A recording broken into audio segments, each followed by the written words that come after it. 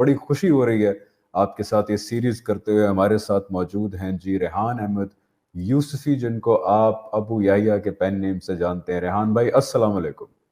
وعلیکم السلام ورحمۃ اللہ وبرکاتہ. بہت بہت شکریہ. آپ ہمیشہ جو ہے ہمیں بہت جو ہے وہ کیٹر کرتے ہیں، ٹائم دیتے ہیں ہمیں، and I am extremely grateful to you.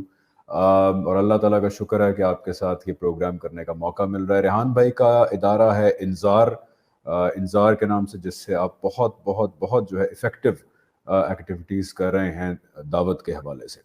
Rehan بھائی، ہم لوگ آپ سے جو بات کرنا چاہیں گے اس رمضان میں وہ بہت ضروری ہے، اور میں کہتا ہوں کہ آپ نے ایک بہت بڑی خدمت انجام دی ہے، دینی خدمت، کہ آپ نے ان مطالبات کو اور توقعات کو جو اللہ تعالیٰ ہم سے چاہتے ہیں، اللہ تعالیٰ کی ایکسپیکٹیشنز ایز اے انسان اور ایز اے مسلمان، ان ایکسپیکٹیشنز کو اور توقعات کو آپ نے پوائنٹرز کی صورت دے دی ہے. تو سب سے پہلے ہم آتے ہیں جی، وہ ٹوٹل ہیں 8، اور ہم 8 جو ہے سیریز میں ڈسکس کریں گے. پر ایپیسوڈ 2 پوائنٹرز ہم آپ کے سامنے لے کے آئیں گے، اور ہوپ فلی انشاءاللہ اس پروگرام کو دیکھنے کے بعد آپ لوگوں کو بالکل کلیئر سمرائزڈ پتہ لگ جائے گا کہ اللہ تعالیٰ ہم سے چاہتے کیا ہیں، دین ہم سے کیا چاہتا ہے. خطرے کی بات یہ ہے کہ شاید میں مسلمان ہوں اور صرف اس لیے کہ میں پیدا ہو گیا ایک مسلمان گھر میں، یہ اللہ تعالیٰ کے ہاں قابل قبول چیز نہ ہو. سو شعوری ایمان، پوائنٹ نمبر 1. ریحان بھائی. دیکھیے، پہلی تو میں ایک چیز واضح کر دوں، وہ یہ کہ یہ جو مطالبات ہم یہاں پڑھیں گے یا دیکھیں گے یا ڈسکس کریں گے، ان کا تعلق اللہ تعالیٰ کی ہستی سے ہے.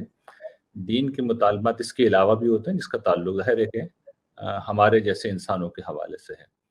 تو یہ جو بھی چیزیں ہم یہاں پر ڈسکس کرنے جا رہے ہیں ان کا تعلق اللہ تعالیٰ کی ہستی کے حوالے سے. اس کے بعد جو بات آپ نے فرمائی ہے، میں سمجھتا ہوں بڑی اہم بات ہے، اور وہ ایک حقیقت ہے کہ ہم لوگ یہ سمجھتے ہیں کہ اس دنیا میں ہمیں جس امتحان میں ڈالا گیا ہے وہ عمل کا امتحان ہے، جبکہ حقیقت یہ ہے کہ اصلاً جس امتحان میں ہم ڈالے گئے ہیں وہ علم کا امتحان ہے. اور یہ امتحان اتنا اہم ہے قرآن مجید کے نزدیک، قرآن مجید اس کو واضح کرتا ہے کہ اگر اس میں فیل ہو گئے تو عمل کتنا ہی اچھا کیوں نہ ہو، اور انسان میرٹ تو یہ اس کا بنے گا کہ وہ فیل ہو جائے گا. یعنی پہلے امتحان میں، ایمان کے امتحان میں نجات لازمی ہے، عمل کے امتحان میں کامیابی اس کے بعد آتی ہے. یعنی اپنی اہمیت کے اعتبار سے بھی اور اس پہلو سے بھی کہ اگر آپ دوسرے میں کسی درجے میں فیل ہوئے تو پہلے کی کامیابی آپ کو بچا سکتی ہے، لیکن پہلے میں فیل ہو گئے تو پھر دوسرے کی کامیابی نہیں بچا سکتی. تو یہ وہ اصولی بات ہے جو میں شروع میں آپ کے سامنے رکھوں گا. ایمان کے حوالے سے قرآن مجید نے جو پہلی اور بنیادی بات یہ بتائی ہے وہ یہ کہ ان ایمانیات میں اضافے نہیں ہو سکتے، یعنی یہ اجتہاد کا موضوع نہیں ہے. اور وہ 5 ایمانیات ہیں جو قرآن مجید نے بیان کیے ہیں، وہ توحید ہے، رسالت ہے، آخرت ہے، فرشتے ہیں اور کتابیں ہیں. یہ 5 ایمانیات ہیں جو دین اسلام کی بنیادیں ہیں، جو ایمان کی اساسات ہیں. دیگر کتابیں جو تھیں، جو پچھلی کتابیں تھیں، پچھلے مذاہب تھے، وہاں پر مسئلہ یہ تھا کہ کتابوں میں تحریفات ہو جاتی تھی، تبدیلی ہو جاتی تھی. قرآن مجید کی صورت میں تبدیلیوں کا راستہ تو بند کر دیا گیا، بس ایک راستہ کھلا ہوا ہے اور وہ ہے اضافوں کا راستہ. تو اضافے جاری رہتے ہیں، وہ جاری رہیں گے.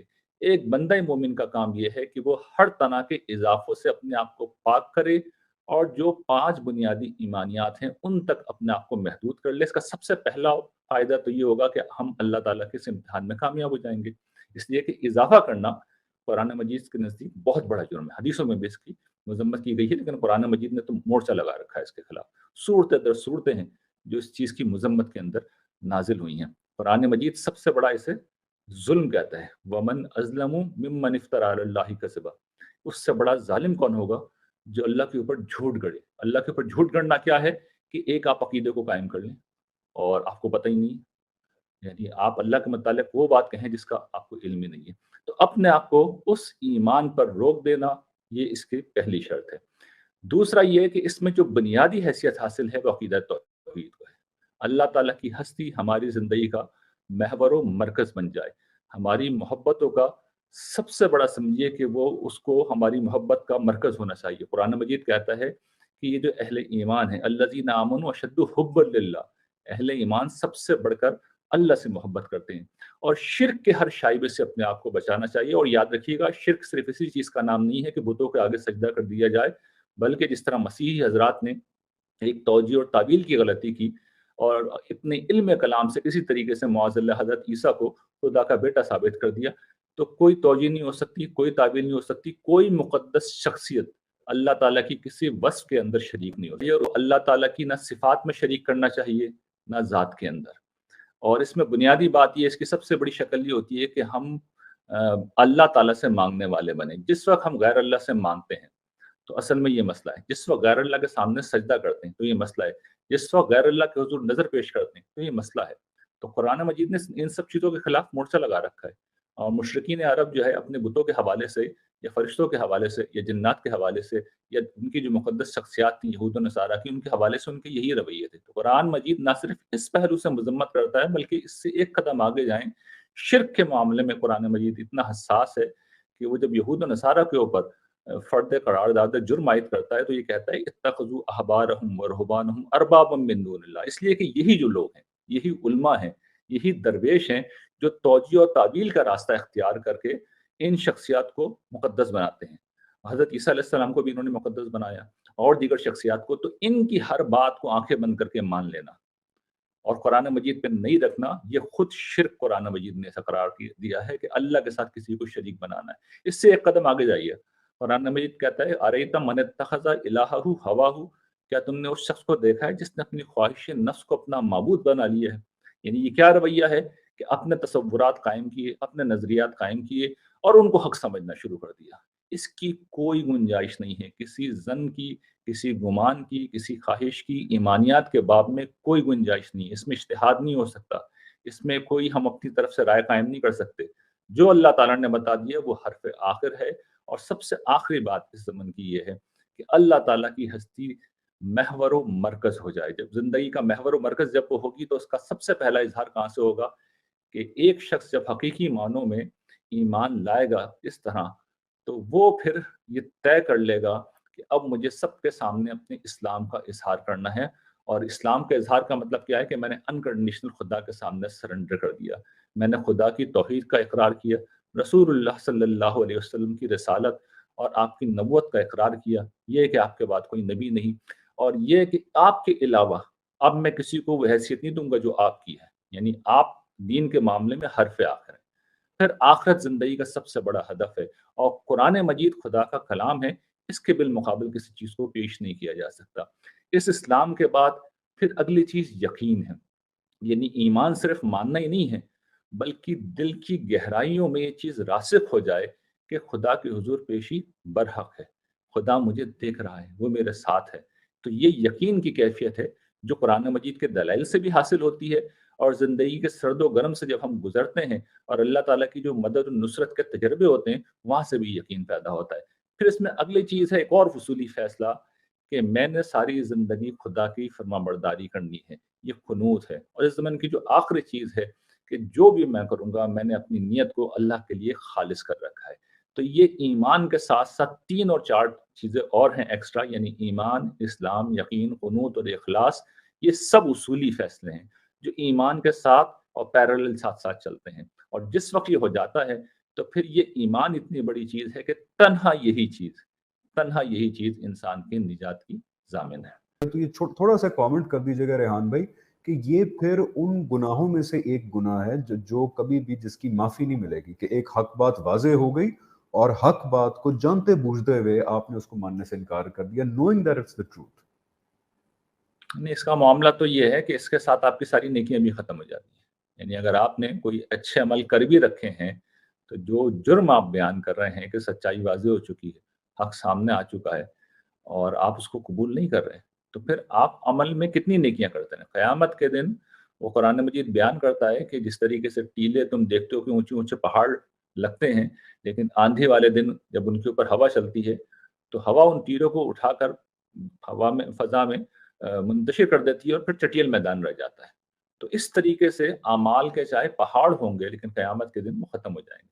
تو اس درجے کا جب معاملہ ہوتا ہے تو پھر عمل اس طرح ختم ہوتا ہے۔ بالکل ٹھیک ہے جی، ایمانیات ہم نے جو ہے ڈسکس کر، اس کے بعد جو آپ نے پوائنٹ نمبر 2 بتایا ہے کہ پھر سب سے بڑا تقاضا یہ ہے ایمان کے آنے کے بعد کہ پھر سرنڈر کر دیا جائے، چاہے وہ عبادات ہوں یا چاہے باقی مطالبات ہوں اللہ تعالیٰ کے، یہ سرنڈر اور اطاعت کی جو रिक्वायरमेंट है, इसके ऊपर ज़रा रोशनी डालिएगा। जी रेहान भाई। देखिए, जो पहली बात हमने अर्ज़ की थी वो तो सारे उसूली फ़ैसले थे, लेकिन इंसान उसूलों में नहीं जीता ना, इंसान तो अमल की दुनिया में जीता है। तो अब जब अमल की दुनिया है तो वहाँ पर इंसान की शख्सियत के 2 पहलू हैं। एक उसका नफ्सियाती पहलू है और दूसरा उसका वो ख़ारजी वजूद है, जो दुनिया के अंदर होता है। तो मेरे नफ्सियाती वजूद के अंदर ये सदा मौजूद है, ये तकाज़ा मौजूद है कि अगर मैंने किसी हस्ती को माबूद माना है, तो मैं उसकी इबादत करूँ, उसकी परस्तिश करूँ। चनाचे दीन हमें फिर इबादत का पूरा एक कानून देता है, एक पूरा निज़ाम देता है, जिसमें नमाज़ है, जिसमें रोज़ा है, जिसमें हज है, जिसमें ज़कात है, जिसमें एतकाफ़ है, जिसमें कुर्बानी है और ये इतनी खूबसूरत चीज़ें हैं, यानी अल्लाह ताला के साथ ताल्लुक़ के ये ऐसे पहलू हैं कि इसमें यानी कि समझिए कि इंसान की शख्सियत जो है, वो जिसे कुरान मजीद ने कहा है ना कि रंग में रंग जाओ। अल्लाह से अच्छा रंग किसका होगा? तो अल्लाह का जो रंग है सिफ़त अल्लाह, तो अल्लाह के रंग में इंसान रंग जाता है। किस तरीके से मैं अब एक-एक इबादत को लेके आपको बता देता हूँ। ये जो नमाज़ है, 5 वक़्त जो नमाज़ हम पर फ़र्ज़ की गई है, हर पहर के अंदर एक नमाज़ जो फ़र्ज़ की गई है, ये क्या करती है? ये गोया कि हमें खुदा की याद में जीने वाला बना देती है। ये नमाज़ का असल मकसद यही है कि खुदा हमें याद रहे। तो नमाज़ जिस वक़्त हकीकी स्पिरिट के साथ पढ़ी जाती है, सोच समझ के पढ़ी जाती है, तो फिर ये इंसान को खुदा की याद में जीने वाला बना देती है। और फिर देखिए इसमें होता क्या है, मैं एक सादा मिसाल से समझाता हूँ। नमाज़ में हम जो सबसे ज़्यादा चीज़ दोहराते हैं वो सूरह फ़ातिहा। तो उसमें जो उसका क्लाइमेक्स है, वो दुआ है कि इहदिनस सिरातल मुस्तकीम, परवरदिगार हमें सीधी राह पे चला। तो हम सीधी राह पे चलने की दुआ माँगते हैं, कुरान की शक्ल में उसका जवाब मौजूद है, जो उस वक़्त भी पढ़ा जाता है। उसके बाद हम मुसल्ले से उठे, हम मस्जिद से निकले, ये कैसे मुमकिन है कि हम किसी टेढ़ी राह के ऊपर चल पड़ें? यानी अगर हम सोच समझ के ये अमल करके आए हैं कि हमने सिरात मुस्तकीम पे चलना है, इसकी दुआ यानी दुआ उस चीज़ की माँगी जाती है ना जो हम करना चाह रहे होते हैं। नेचुरल सी बात है। तो हम करना चाह रहे हैं, सीधी राह पे चलना चाह रहे हैं, इसकी दुआ माँग के आए हैं। ये कैसे मुमकिन है कि मस्जिद के बाद मैं दुकान पे जाऊँ, मैं ऑफ़िस में जाऊँ, मैं घर में आऊँ और उसके बाद मैं किसी गलत रास्ते की तरफ चल पड़ूँ। तो नमाज़ फिर इस तरीके से हमें बुराइयों से रोकती है और खुदा की याद में जीना सिखाती है। उसके बाद रोज़े पे आइए, रोज़े की हकीकत क्या है? कि हम खुदा की इताअत में जीना सीख लें और इस दर्जे में जीना सीखें कि बुनियादी ज़रूरियात से भी महरूम कर दिया जाए हमें, तो हम खुदा के खातिर ये करने को तैयार हों। नतीजा उसका क्या निकलेगा कि हमें तक़वा हासिल होगा। यानी हमें पता चल जाएगा कि रोज़े में जब हमने अपनी सबसे बड़ी ख़्वाहिश यानी मर्द और ज़न के ताल्लुक, मियाँ-बीवी के ताल्लुक को छोड़ दिया और सबसे बड़ी ज़रूरत, वो क्या है? खाना-पीना, उसको छोड़ दिया, तो बाकी दीनी मुतालबात तो इससे कोई हल्के ही हैं ना, कमतर ही हैं। तो गोया कि हमारे अंदर तक़वा पैदा हो गया। इसी तरीके से आइए हज, उम्रे की तरफ, वो क्या है? वो ये कि ज़िंदगी अपने रब के नाम कर दी, उसकी नज़र कर दी, उसके लिए जीना है और उसमें कुर्बानी भी होती है, तो मतलब ये उसके लिए मर भी जाना। कुर्बानी का मतलब ये है कि मौत भी अगर आई और अगर जान भी माँगी गई, तो मैं अपनी जान अपने रब के लिए दे दूँगा। और वो स्पिरिट ज़ाहिर है कि जिस वक़्त आप अगर अपनी आँखों के सामने जानवर को या तो खुद अपने हाथ से ज़िबह कर रहा हूँ या कटते हुए देख रहे हों, तो अगर ये स्पिरिट आप देखिए ना कि खून उधर जानवर के ज़मीन पे गिरा और आपके दिल से ये सदा निकली है, परवरदिगार कभी मुझे भी खून बहाना पड़ा तेरे खातिर, तो ऐसे ही मैं भी अपना खून बहाऊँगा। तो ये चीज़ आप कोई इन्फ़ाक करके, सदका करके, कोई नमाज़ पढ़ के ये चीज़ हासिल नहीं कर सकते। ये तो उसी वक़्त हासिल होगी जब आप एक जान को जाता हुआ देख रहे हो। जान जाते हुए देखना एक बड़ी चीज़ होती है। उसका एक साइकोलॉजिकल इम्पैक्ट होता है। तो ये स्पिरिट है जो हम खुदा के हुज़ूर पेश करते हैं। जो लोग इस स्पिरिट से वाकिफ़ नहीं है, वो जब ज़ाहिरी कानून को देखते हैं तो उनको समझ में नहीं आता कि भई आजकल जब बकरे बाज़ार में कटे हुए मिलते हैं, गाय भी मिल जाती है तो फिर आप क्यों काट रहे हो? खाने के लिए नहीं कर रहे होते ये सब। ये असल में वो मैसेज है जो अल्लाह ताला को देना चाह रहे होते हैं। और यही मामला फिर इन्फ़ाक का है कि अपना माल जो इंसान की सबसे महबूब चीज़ है, वो अपने मालिक के हुज़ूर पेश कर रहे हैं। तो ये इस्लामी इबादत की स्पिरिट लोगों पे जब वाज़ेह नहीं होती, तो फिर उनके वो हकीकी नताइज भी नहीं निकलते। तो स्पिरिट है जिसे समझना चाहिए। इसमें दूसरी चीज़ ज़ाहिर है कि शरीयत है, वो एक अलग मौज़ू है, लेकिन उसको शरीयत के मुताबिक ही अदा करना चाहिए। तो पहली चीज़ मैं अर्ज़ कर रहा था कि इंसान का नफ्सियाती वजूद है, जो माबूद को जब दरियाफ़्त करता है तो इबादत करना चाहता है। दूसरा इंसान का खारजी वजूद है, हम ज़िंदगी गुज़ारते हैं, बीवी में, बच्चे में, शौहर में, ऑफ़िस में, दुकान पे, कारोबार में, मोहल्ले में। तो इन तमाम अहवाल में, मकामात में, मामलात में, कहीं पर अल्लाह ताला का अगर हुक्म आ जाए और जो बहुत लिमिटेड मकामात हैं, बहुत ही गिनती के चंद अहकाम हैं जो अल्लाह ताला ने दिए, तो जहाँ उसका जो हुक्म होगा, उस हुक्म की पाबंदी करनी होगी। اور یہ اس جذبے کے ساتھ کرنی ہے کہ میں اپنے رب کا وفادار ہوں، مجھے یہ کوئی بوجھ نہیں سمجھنا، مجھے کوئی توجیہ کوئی تعویل کا راستہ اختیار کر کے کوئی حیلے اختیار کر کے بھاگنا نہیں ہے، بلکہ میں اپنے مالک کا وفادار ہوں، وہ نہیں ہے بظاہر نہیں ہے، لیکن یہ میں اس کی وفاداری کر کے اس حکم کو ادا کروں گا، اور جس طریقے سے میں جب عبادت کرتا ہوں تو پورے احسان کے جذبے کے ساتھ، یعنی احسان کا مطلب یہ ہے کہ اسپرٹ میرے اندر پوری طرح ہوتی ہے، تو اس کو میں نے لفظ بیان نہیں کیا تھا، حدیثوں میں حضور نے قرآن میں بھی لفظ آیا ہے، احسان کا مطلب یہ ہوتا ہے کہ آپ اس کو اس کی اسپرٹ کے ساتھ ادا کر رہے ہیں، حضور نے بیان کیا نا کہ نماز ایسے پڑھو جیسے کہ خدا کو دیکھ رہا ہوں، نہ خدا تو تمہیں دیکھتا ہی ہے، یہ خدا کے احساس میں زندہ رہنا ہے، خدا کی یاد میں زندہ رہنا ہے، تو یہ حضور نے احسان کا لفظ استعمال کر کے بتایا ہے کہ اسپرٹ کے ساتھ عبادت ہونی چاہیے اور اطاعت میں وفاداری ہونی چاہیے، کہ جو میں کر رہا ہوں مجھے کوئی ہیرا نہیں ڈھونڈنا، کوئی توجیہ نہیں کرنی، کوئی تعبیل نہیں کرنی، بلکہ مجھے عبادات جیسی ہے ویسی ہی ادا کرنی ہے۔